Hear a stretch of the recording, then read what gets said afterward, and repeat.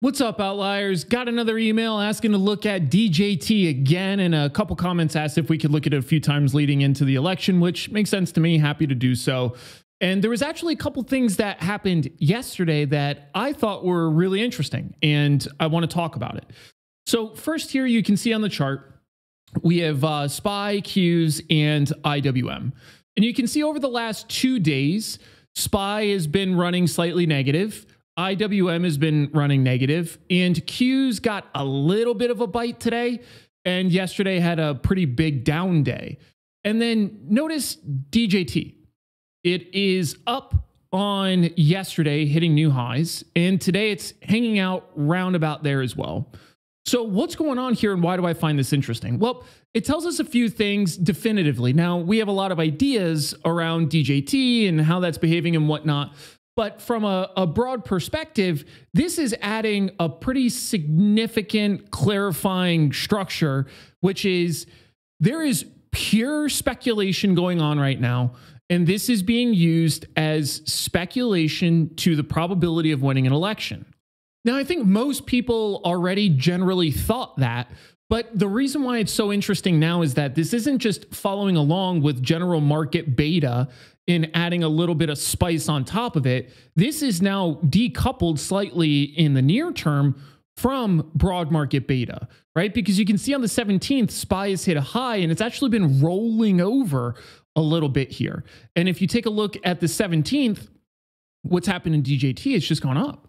So that's interesting, seeing breakdowns and correlation like that, and this now being used quite literally as a speculative measure on election outcome probabilities, which again, for those that are unfamiliar, you can use prediction markets, things like Polymarket, to get an idea of what this might look like. So if we go in here, check out the presidential election, right now it's showing about a 64% probability of Trump against a 36% probability of Harris.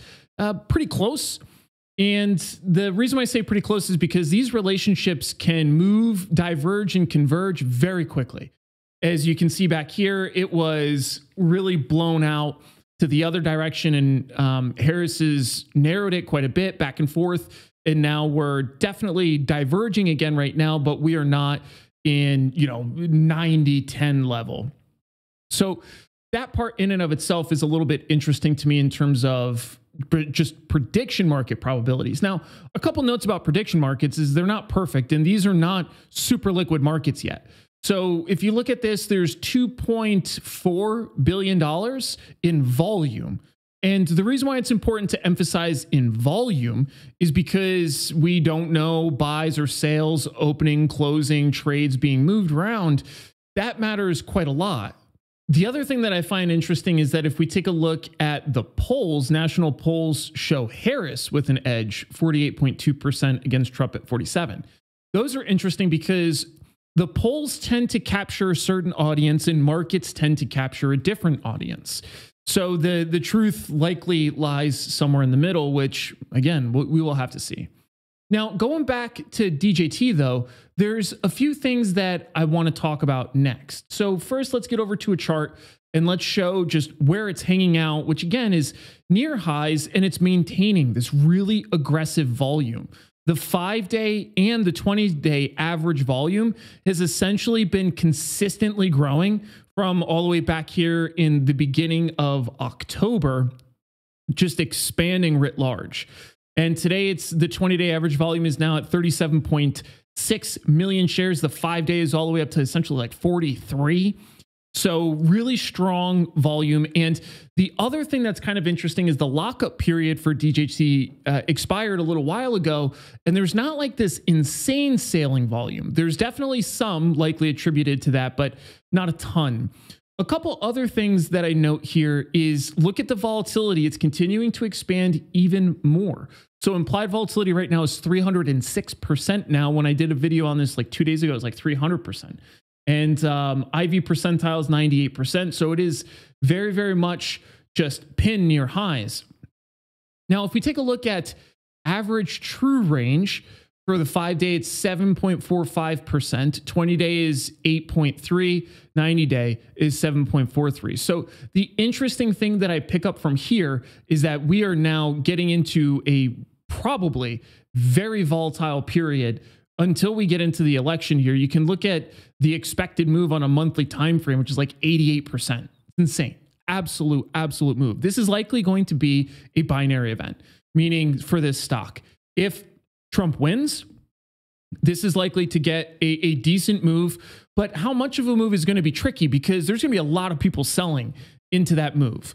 And if Trump loses, this is probably going to drop like a freaking rock because everybody's going to be dumping out because it's essentially tripled in value from the middle/end of September. And there's been very little change in the fundamental picture of this.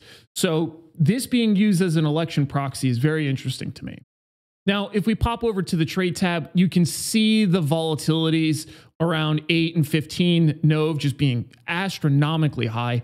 I have a position out in 15 NOV. The reason why I use 15 NOV compared to 8 NOV is literally just because it's more liquid. The weeklies in this case are still very liquid, but they're still not as liquid as the standard monthly expiration. If you take a look at the 8 November expiration, there's 20,783 calls against 35,000 puts. And if you go to 15 NOV, it's 156 to 152. So there's lots of people playing this different ways. Now, I want to show you another thing that I found, which is over here from Unusual Whales. And there was a couple really interesting movements this week. One of which is on the 23rd, we can see that there was a couple interesting trades to me, let's say. So we have a few bids at the 37 calls, and we can see some of these are actually pretty large trades, near $1 million, over $1 million. Then we can also see these are longer term up here out in 2026. And these trades are interesting because I don't fully understand what the game plan is here, like why they would go out to 26 for these 20s. But I mean, that's a $2.3 million trade, which is interesting enough, but it's had some really heavy overall premium volume so far this week. And you can see that there's stuff transacting put side, call side. It's a little bit of a shotgun blast. And I think it's because you're going to see two very different things going on here. There's going to be people trading DJT as a directional thesis for what's going to happen with the election. Again, either upside or downside. But the other thing that you're going to see here are people using DJT as a hedge for the rest of their portfolio. Again, depending on what they think may or may not happen going through the election. So the fact that there's this stock that is being used in a lot of different ways around this binary event, and let's go back to the fact that the stock's not really designed to be an election proxy. So there's going to be fascinating movement that comes from this literally because of those reasons. Now, leading into the rest of the election, the question to me becomes, where does this go? How high is reasonable for this based on, again, no change in fundamentals, and how much FOMO is going to lead to people dumping into more of this? Because I had originally started scaling in just a little bit based on some of these really large average daily range breakouts. And I'm just holding a small position to kind of follow through with it. But I'm sitting here left wondering, how far does this run into the election? It's coming up pretty soon. So I have to imagine we're getting near where this might land, but options can help us understand that.